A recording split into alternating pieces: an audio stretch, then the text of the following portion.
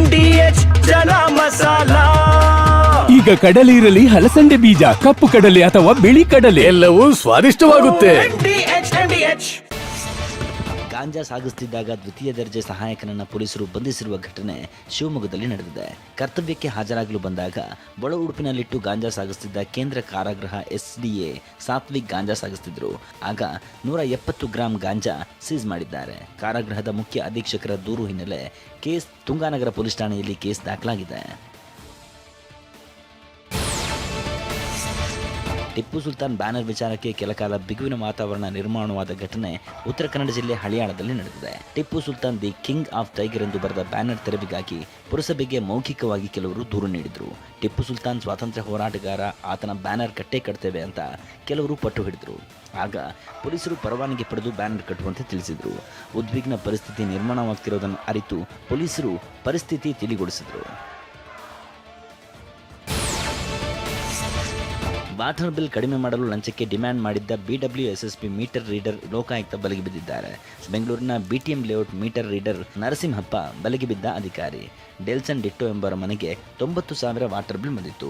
20,000 ಲಂಚಕ್ಕೆ ಬೇಡಿಕೆ ಇರಿಸಿದ್ದ ನರಸಿಂಹಪ್ಪ 10,000 ಲಂಚ ಪಡೆಯುವಾಗ ಲೋಕಾಯುಕ್ತ ಅಧಿಕಾರಿಗಳಿಗೆ ಸಿಕ್ಕಿಬಿದ್ದಿದ್ದಾರೆ.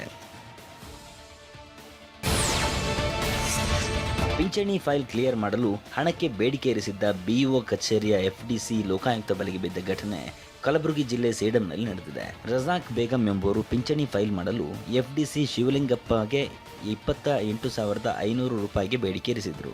ಫೋನ್ ಪೇ ಮೂಲಕ 25,000 ರೂಪಾಯಿ ಪಡ್ಕೊಂಡಿದ್ದರು. ಈ ಬಗ್ಗೆ ದೂರು ದಾಖಲಿಸಿದ್ದ ಲೋಕ ಇನ್ಸ್ಪೆಕ್ಟರ್ ಅರುಣ್ ಕುಮಾರ್ ಮುರುಂಗಡಿ ಹಾಗೂ ಮತ್ತವರ ತಂಡ ದಾಳಿ ನಡೆಸಿದೆ. ಆರೋಪಿಯನ್ನು ವಶಕ್ಕೆ ಪಡೆದು ವಿಚಾರಣೆ ನಡೆಸಿದೆ.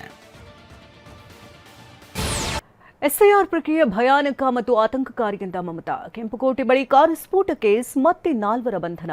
ರಕ್ಷಣಾ ಕ್ಷೇತ್ರದಲ್ಲಿ ಭಾರತದ ಶಕ್ತಿ ಬಲವರ್ಧನೆ.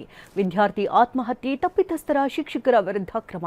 ಅಕ್ರಮ ವಲಸಿಗರಿಗೆ ಅಸ್ಸಾಂನ ಸರ್ಕಾರ ಶಾಕ್. ಇದೆಲ್ಲವನ್ನು ನೋಡೋಣ ದೇಶ ವಿದೇಶ ನ್ಯೂಸ್ ಟಾಪ್ 9ನಲ್ಲಿ. ರಾಜ್ಯದಲ್ಲಿ ನಡೆಯುತ್ತಿರುವ ಮತದಾರರ ಪಟ್ಟಿಯ ವಿಶೇಷ ಸಮಗ್ರ ಪರಿಷ್ಕರಣೆ ಸೂಕ್ತ ಕಾರ್ಯಯೋಜನೆ ಇಲ್ಲದೆಯೇ ಬಲವಂತವಾಗಿ ನಡೆಸಲಾಗ್ತಿದೆ.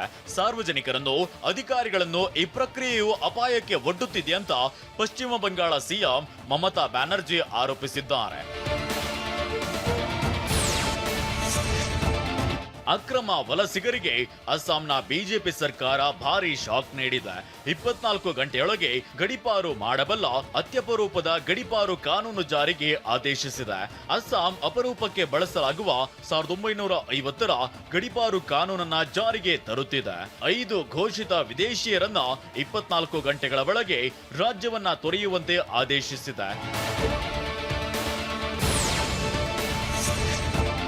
ಛತ್ತೀಸ್ಗಢದ ಕಾಂಘುರಾ ಕಾಡಿನಲ್ಲಿ ಶಸ್ತ್ರಸಜ್ಜಿತ ನಕ್ಸಲರೊಂದಿಗೆ ನಡೆದ ಗುಂಡಿನ ಕಾಳಗದಲ್ಲಿ ಮಧ್ಯಪ್ರದೇಶದ ನಕ್ಸಲ್ ವಿರೋಧಿ ಹಾಕ್ ಪಡೆಯ ಇನ್ಸ್ಪೆಕ್ಟರ್ ಗುಂಡೇಟಿಗೆ ಹುತಾತ್ಮರಾಗಿದ್ದಾರೆ.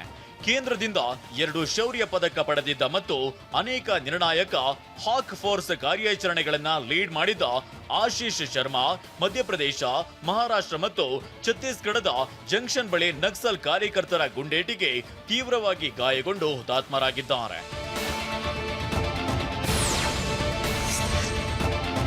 ಭಾರತದಲ್ಲಿ ಜನಿಸಿದ ಮುಖಿ ಹೆಸರಿನ ಚೀತಾ ಕುನೋ ರಾಷ್ಟ್ರೀಯ ಉದ್ಯಾನದಲ್ಲಿ 5 ಮರಿಗಳಿಗೆ ಜನ್ಮ ನೀಡಿದೆ. ನಮೀಬಿಯಾದಿಂದ ತರಲಾಗಿದ್ದ ಚೀತಾಗೆ ಮುಖಿ ಜನಿಸಿತ್ತು. 2 ವರ್ಷ 11 ತಿಂಗಳ ವಯಸ್ಸಿನ ಮುಖಿ ಭಾರತದಲ್ಲಿ ಜನಿಸಿದ ಮೊದಲ ಹೆಣ್ಣು ಚೀತಾ. ಇದೀಗ ಮರಿಗಳಿಗೆ ಜನ್ಮ ನೀಡಿದ ಮೊದಲ ಭಾರತೀಯ ಚೀತಾವೂ ಆಗಿದೆ.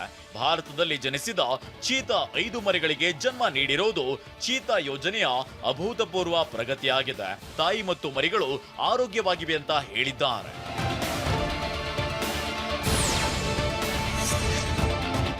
ರಾಜ್ಯ ವಿಧಾನಸಭೆಗಳು ಅಂಗೀಕರಿಸಿದ ಮಸೂದೆಗಳಿಗೆ ರಾಷ್ಟ್ರಪತಿಗಳು, ರಾಜ್ಯಪಾಲರು ಅನಿರ್ದಿಷ್ಟ ಅವಧಿಯವರೆಗೆ ಒಪ್ಪಿಗೆ ತಡೆ ಹಿಡಿಯುವಂತಿಲ್ಲ ಅಂತ ಸುಪ್ರೀಂ ಕೋರ್ಟ್ ತೀರ್ಪು ನೀಡಿದೆ.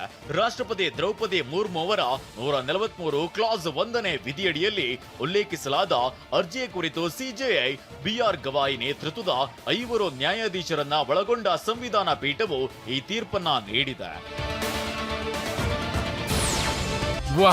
ಯಾಕೆ ಈಗ ಬಂತ ಸ್ವಾದ? ಖಂಡಿತ ಈಗ ಬಂತು ಅಸಲಿ ಸ್ವಾದ. MDH chunky chaat masala life ಅಲ್ಲಿ ಅಸಲಿ ಸ್ವಾದ ತರುತ್ತೆ. ಅಸಲಿ ಮಸಾಲ, ಎಸ್ ಎಸ್ MDH.